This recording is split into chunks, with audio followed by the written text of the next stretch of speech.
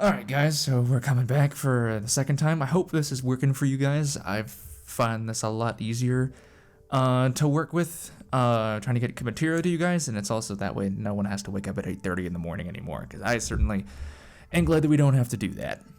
I hope you guys are enjoying that as well. But we have to move on to some actual material now.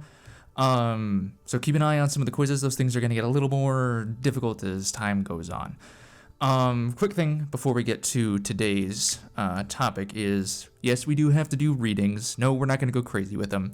We are still going to be using these fellas here because you guys did have to buy them. They are a required part of the course, but we're not going to go absolutely nuts with them. So quick thing is for habits.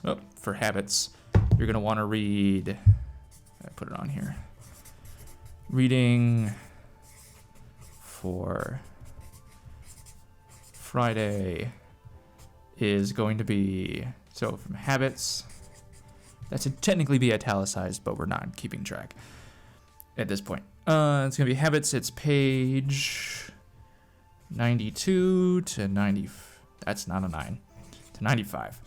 And then for the other one, Paideia, I know I say the other one, we all know what it's called.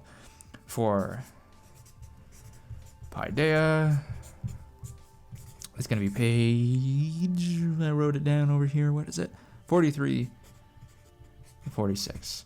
So there might be a couple questions on these, nothing to be too terribly concerned about as far as, stuff goes. You guys have taken the first quiz. That's basically the benchmark they're going to be for the rest of the unit. So if you did fine, great, because that's what it's going to be like. If you're struggling,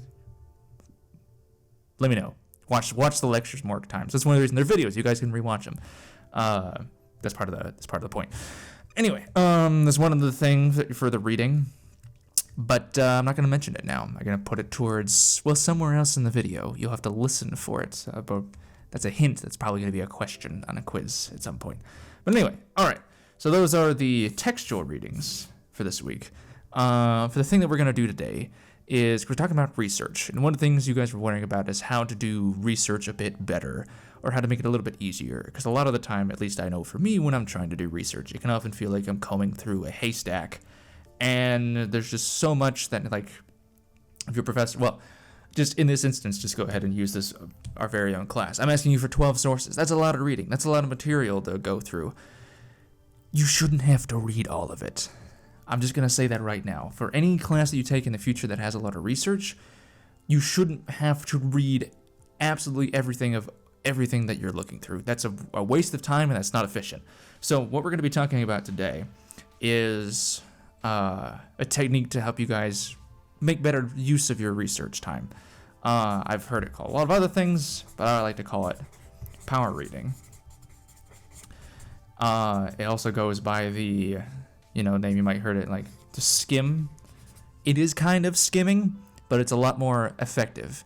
One thing I will say is it doesn't work for everything, and we'll talk about where you need to be more cautious in using this for certain readings and for certain texts, because this doesn't always work, or at least it doesn't work very well for some things. But this is primarily what you want to be doing when you're looking at academic texts. So that's stuff that's on, if you go to lib, I don't know what that is, lib.nmsu.edu. So if you go over there for that database that we had during that one library day in Euclid Primo, all of this reading technique applies to almost everything you're going to find on there. All of those are peer-reviewed academic journals, which is a great resource for any research that you're going to be doing. And this works on everything that's on there. But what exactly is this? I've been beating around the bush for a long time. So what power reading is essentially is a way to squeeze the information out of a text without having to read all of it. That doesn't mean that you should never read all of it, but this is a way to hone in on what the important things are to see if you should read all of it. Because if it's something, an article or a periodical or some kind of, document that might be helpful to you, but it's like 30 pages long and you're like, I don't want to read the entire thing only to have like one factoid in it. One thing in it that's actually going to be useful, then this is what you want to do. So the first thing you want to do is we're going to be exploiting that, the intro body, conclusion, you know, that stereotypical kind of format that we're looking at. Now there's another thing at the beginning, which is the abstract. I don't know why I spelled that with a P. That's wrong. Abstract. Can't read that. That's okay. Abstract is what that's supposed to say. But what the abstract is essentially, if you're not familiar with that, it's basically just a short summary of the main points of any article that you're looking at. So the first thing you want to do when you're looking at anything is to try to see if it has an abstract. Because if it does have an abstract, this is what you want to read, because that'll give you all the clues and all the things you're looking for to tell you if this article is really going to be worth it. But say the abstract is on point. This usually comes at the very beginning for a lot of articles and things that are behind paywalls. You'll only get the abstract sometimes, in which case that's fine. That's a good thing to look at, because then if this is not what you need, then don't bother trying to read the rest of this. I'm just going to tell you that outright. But if the abstract is like, okay, this might seem something along the same lines, one thing to be looking for is when you're especially doing searches off of here for Primo on lib.nmsu.edu, you're going to be looking for keywords. So anytime you type something in the search bar, it's going to be looking for those specific things in article titles or in abstracts. So you want to be looking for words that are similar to those whenever you're looking at the abstract. That'll help you out a lot. But enough on that line. Let's move on to the next part here.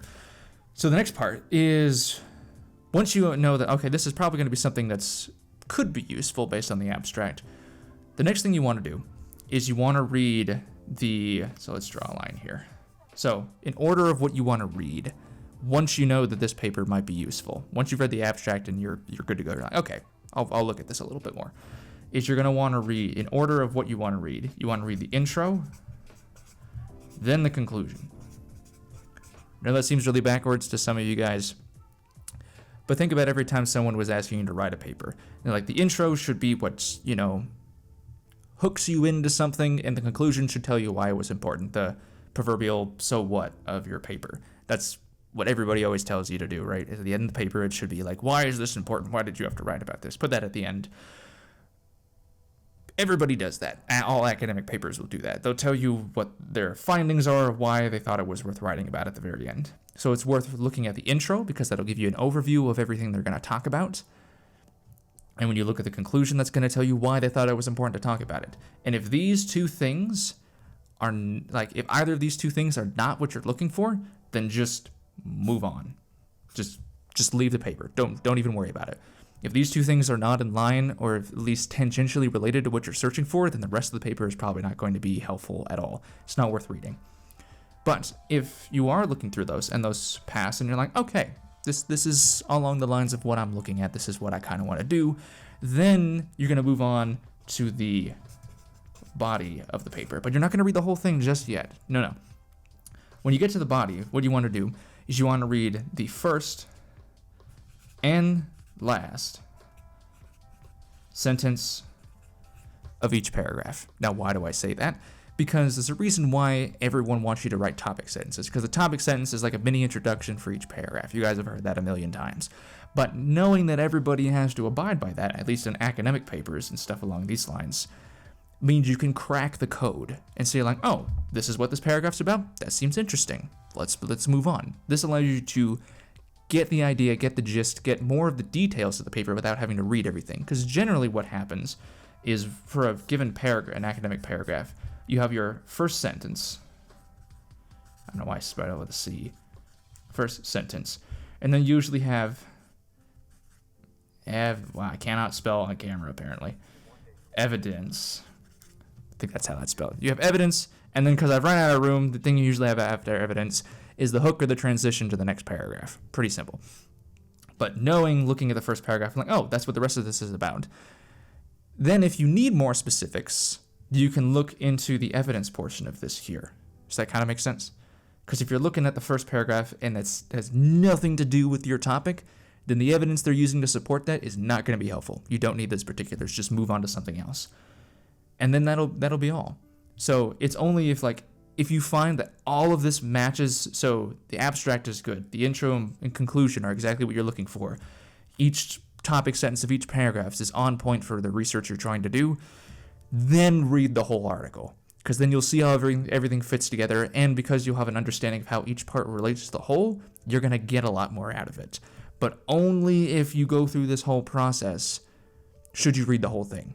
If at one point along these lines you're like, no, this is not relevant, this isn't talking about my research topic anymore, skip it and move on to something else. It is not important. It is a waste of your time to be reading all that excess material. I don't want you guys to be doing that. You don't want to be doing that. And this will drastically speed up the research process, especially for reading longer articles and other things that you may come across that are useful, but you don't have the time to sit there and read like a 60-page article. I mean, we might have time now because nobody is in school. But you still shouldn't just read everything that's handed to you for gratis. Yeah, that's basically what's going on here. So you're going to want to look at the abstract, go through the intro and conclusion, read the first part, the topic sentence of any body paragraphs, the last sentence as well, because that'll tell you how everything's connected to then what follows. And then, and only then, do you want to look at what the rest of the article says in its entirety. All right, everybody kind of good? Rewatch the video. You have enough time? Send me questions, other things. Okay. So the other thing, the other bit of reading that I want you guys to do. So we got these two things, and I'm not gonna write it down because I know you guys can scrub through the video and just like, oh, this is all the writing and stuff up here, and not have to listen to everything. You'll have to actually listen to me say this. But I want you to look up a TED Talk called "Why Do We Ask Questions?" It's by Michael Stevens, the same guy who's been doing all the Vsauce videos that I like to show you guys. But anyway, that's the other one. There's probably gonna be a question about that, so I'm just saying this, something to be thinking about. For next week, we are going to be trying to delve into a little bit more research hands-on. There is the upcoming response record replacement assignment. If you haven't done that already, I think that's due at the end of Friday or maybe Saturday. Please do that. If you have questions or concerns on how to do it, please let me know. Please talk to me. I'll try to check in with you guys as much as I can without butting into your time and space, but it's really because I can't see if you have a confused expression in class. I can't tell if you inherently have a question or not. It's going to be down to if something doesn't make sense that you have to contact me, or if I see something that's a drastic red flag, then I'll come and tell you or ask you if something's going on. But because of the more limited nature of our exchange now, you guys are going to have to help me out as much as you help me to help you is really what I'm saying. I just leave it at that. I'm trying to think if there's anything else that's going on here. The other thing is just to reiterate some other points for attendance. You do have to do both the word of the day and the lecture quiz. If you only do one, then you are not considered present for that lecture. I don't want you to don't write a whole massive essay on either of those. It's the goal. Those are not the assignments that you should be doing a lot of writing for. We'll get to some of those later on for some other things. Don't worry, there's not going to be a whole lot of assignments for stuff. But you need to do them, because if you don't, then you are considered absent from the sessions those were linked to. And I don't want any of you guys to be missing points because you weren't technically there for a lecture. That's a problem that we can easily avoid. If you're struggling for the workload, if there's a lot of stuff going on, or if your situation isn't great, then let me know, and I'm happy to work with you. We have a lot of flexibility now because we don't have to meet in person. I'm trying to think if there's anything else. Trying to keep these relatively short. So if you guys have questions about these, anything else going on here? Oh, that's one thing. Let's do that. I may cut this back into the beginning of the video so it's more in line with some other things. So if something jumps around, then you know why. But some things that power reading does not work for, that I would not recommend, is for this. For habits, power reading is not a great technique, partially because it doesn't follow the standard, topic, sentence, evidence, and whatnot. It does occasionally, but this is more of a free-form essay. This does not follow the formula that power reading takes advantage of. So if you try to do that for this, probably not going to work. It does work for this, though, at least most of the time. Now here's the biggest rule though, is whenever you're using power reading and something doesn't make sense or you don't understand whatever it is you're looking at, but it seems like it's important, like if you're trying to do it for this, then read the whole thing. If things don't make sense or you're not understanding what the article is about, then you need to read more. I hate to say it, but this isn't a fix-all for everything. It does help, but if you're going through this method and things still aren't making sense, you don't understand what the piece is talking about, what the article or entry or document is actually, discussing, then you need to read more. There's no getting around that. The last thing is for power reading. This does not work if you're trying to read fiction. If you have to read a novel or a book or anything for class, this will utterly fail you. It doesn't work because this is taking advantage of that 3-part essay format that everyone is always trying to get us to write. This just exploits that. But not essays, but books and short stories don't abide by this, so that's why it doesn't work. Anyway, all right, so we're getting near our time limit here. That's all for what we're looking at today. I hope that's going to be helpful to you guys moving forward, especially as we're looking at, the longer annotated bibliography assignment, which I realized I didn't have that up. So as soon as I get this finished producing this video, I'll put that hand up out. I'll put it up on an announcement, probably even before this video goes up, so you guys have that, because I realize that's not up yet. But that's it that I have to talk to you guys today. If you have any questions, as always, please let me know. If it's about this, the course, or anything in general, I'm happy to talk to you about that. All right, until next time.